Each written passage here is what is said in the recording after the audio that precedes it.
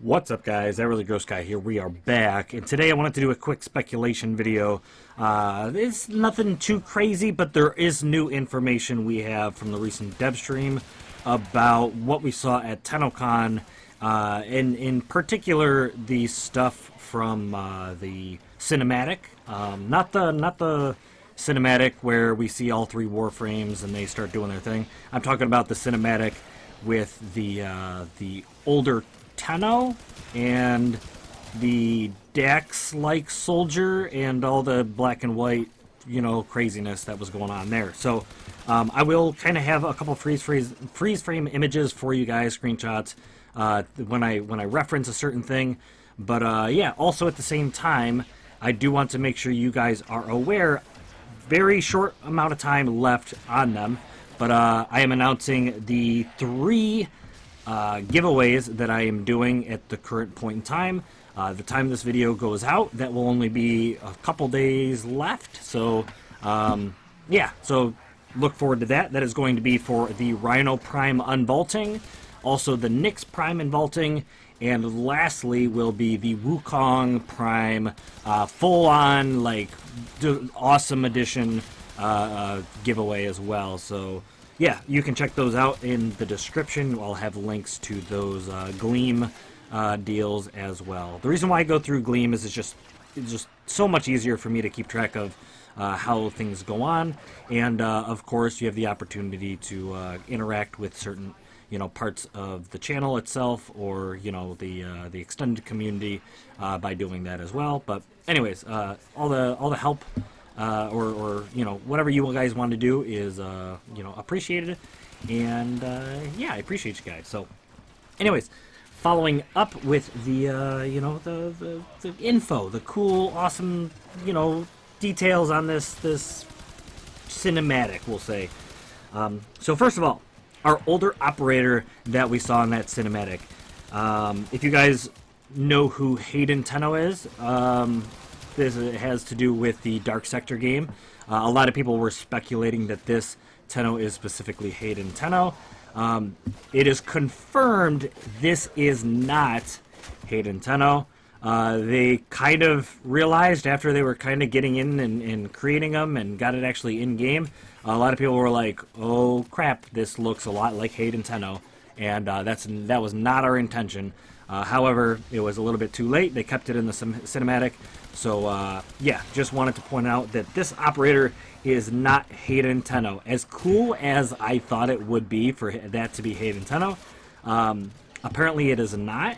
It would be nice if, just for the sake of kind of keeping it as an Easter egg, they could maybe name him, Hayden. I don't know. Anyways, we'll leave it there. But this operator and the Dax soldier that he is fighting, we'll talk about the Dax in just a moment, is in fact in the Void, which is very interesting because the Void is this this realm, this dimension that we do not know all that much about, other than the fact that sentients can't really go there. The Tenno were hidden in the Void at one point in time, and well, the sentients can go there, but they get some problems.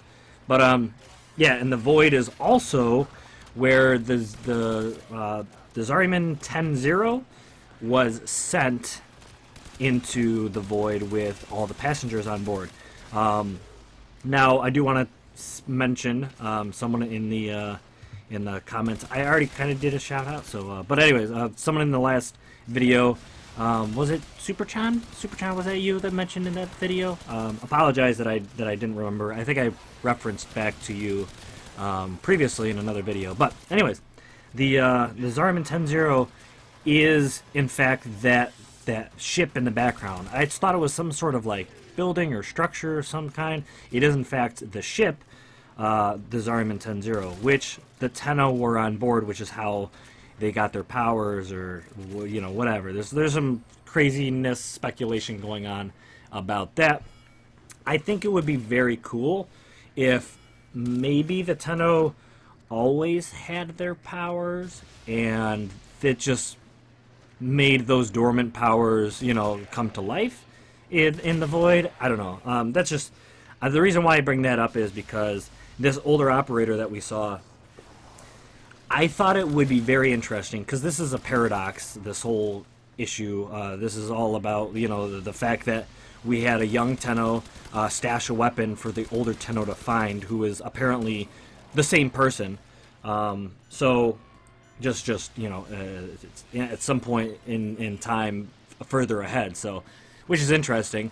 I thought that maybe it would be interesting, number one, if they were two completely different people, but the time paradox allowed the two to almost, you know, be aware of each other's existence. I thought that would be kind of cool. I thought it would also be cool if maybe that person, of course, was, you know, the older version of us. I also thought it would be really interesting if they were actually, like, our offspring.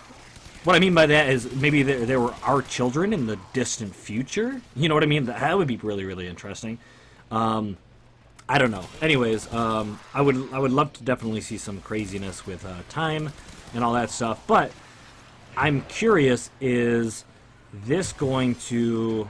number one, they brought up the fact, or the idea in the dev stream that we're going to have older operators. And they brought this up because they're saying that our cosmetics will transfer over to this older operator when we get our hands on this older operator, which is very, very interesting. The story or something has to take a, you know, go in the direction of where this older operator is, you know, ours to control or something. So, very cool.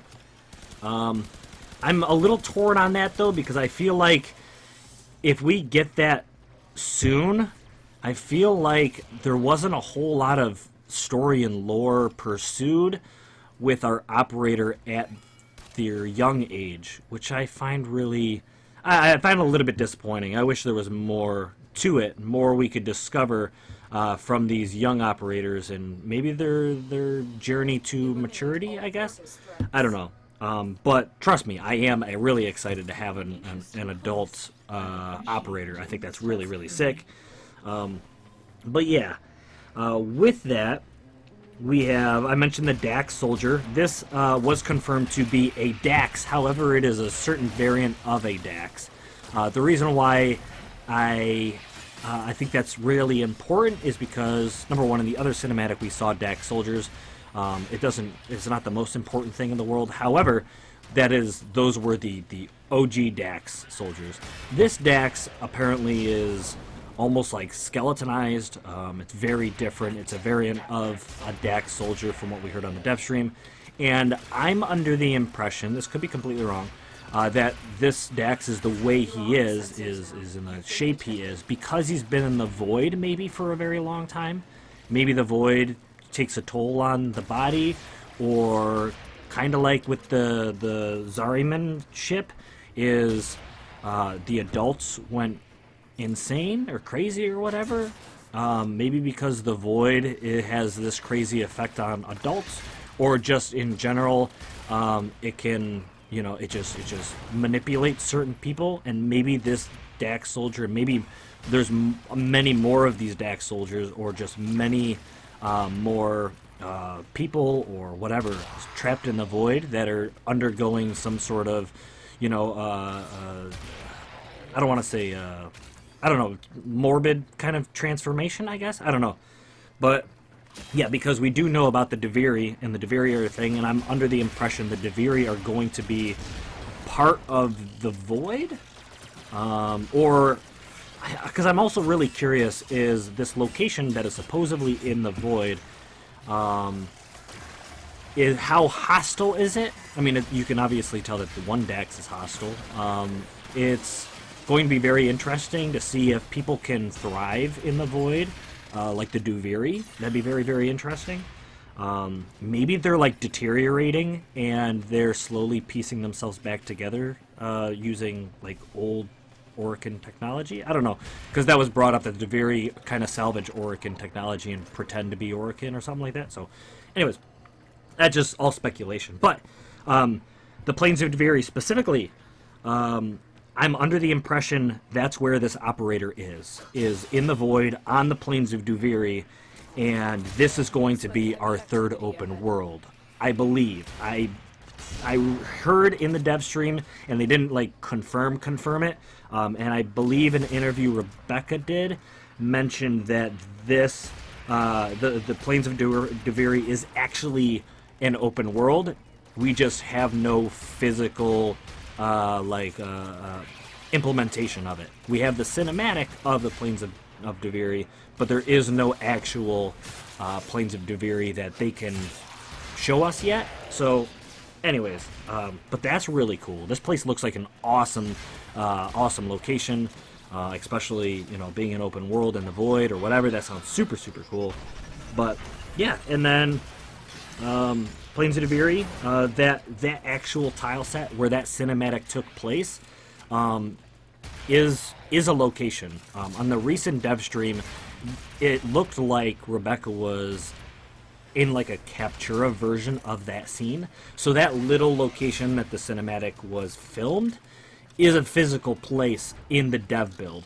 However, I do not believe that the actual open world, the gigantic open world, is a thing yet. But anyways, at least in the dev build, that's what I'm trying to say. Anyways, they also mentioned that the color scheme that we saw there has a very specific purpose or reason. I believe that that reason is because the very black and white-ish looking areas is the void, is just straight up, that is the void. Everything that is within that black and white, you know, location is like consumed by the void, or maybe it's inside of the void, or it has physically been in the void so long that it is like lost its color or like life. I don't know. Because the reason why I bring that up is because you see the Zariman in the background, which has obviously entered the void, because that's how the whole, you know, making of the Tenno became a thing. However, it does have color, so that's very interesting. It could be just kind of a window into another dimension, because we did see the older operator see the younger operator, even though the younger operator wasn't actually physically in the void at that time. So maybe it's just like a window into the past, or that's interesting. Maybe that the actual the Zariman ship wasn't actually there at that point in time when the older operator looked over at it, but he was seeing a window into the past, maybe, because it is a paradox. Just throwing that out there. Anyways, the color scheme does have a purpose. There's a reason why things are black and white, and there's a reason why things specifically have color. It could, like I said, just be because the things in the void that have been there a long time have just lost their life or their color, and the new things still have their color and they have not, you know, lost it yet. Or, like I said, it's specifically a window to another dimension where there's color. Anyway, last thing I want to bring up, and this is kind of off the cuff, a tangent, kind of random thing. They showed modular Arcwing, and I thought that was definitely interesting because all of the modular stuff we have gotten up to this point in time was on an open world. I think this is going to be the exception to that, because I think we're going to get modular Arcwing completely attached to the Railjack or Empyrean system. So I guess you could argue that it's not open world, it's open space, whatever. So, you know, it still, you know, still makes sense why they would add modular Arcwing to the Railjack system. But I don't think this is the case, but I just want to throw out there because I'm curious to see if anyone thinks this would be really cool as well. I would love to see kind of I don't want to say an open world, but an explorable section or like a hub out in space that we could travel to and maybe do some shopping, almost like Fortuna is, except it would be out in like an asteroid belt where there'd be like shops or NPCs to interact with that are like scattered across a small like asteroid belt, or maybe like a planet that had broken apart or come into pieces, kind of like the way we see Lua, how it's broken into many pieces. But if it was something like that being held together by, you know, I don't know, strand, I don't know, something, kind of holding it together. But within all of those little pieces, we would see shops or NPCs or their homes or something like that. I just think that'd be kind of cool. And I bring that up because it would be neat if that was a small little section, like an open world section of the Empyrean system that we could visit. I just think that'd be pretty cool. It reminds me of, I don't know if you've seen like cartoons, or I think it was in the Spaceballs show or movie or whatever. It was like a diner. It's like a Futurama type thing too, where there's like a diner out in the middle of space, just like floating, and it's got like space for spaceships to park or something like that. That's what came across my mind, except there would be multiple like little shops for us to join into. I don't know. I think that'd be super, super cool, especially if we could fly from shop to shop in our Arcwing. I think that'd be really neat. But anyways, it's a little small tangent, like a space base type civilization or something like that that we could go explore and interact with. But yeah, that's pretty much it, what I have in terms of a little speculation info drops for you guys. I'm curious to see what you guys think. This is coming out. I'm recording this just after the Wukong Deluxe skin came out, so I just don't have time to record that today, so that will be like a day late because I have to go to work in the morning and I am already, you know, it's already late. But anyways, I figured I would get this out for you guys. I would play around with the Wukong colors scheme with the new Deluxe, you know, sometime tomorrow, so I can get that video recorded for you guys. But anyways, yeah, I appreciate you guys stopping on by and listening in on the conversation. If there's anything you think, you know, anything you want to make me aware of, you know, down in the comments, that would be awesome. If you think some of these ideas are really cool, that you know, or you believe in my speculation, or you have a different speculation, I would love to hear it. But anyways, thank you guys so much for watching. I hope you guys enjoyed this video, and I hope to see you guys again in the next video. Blow!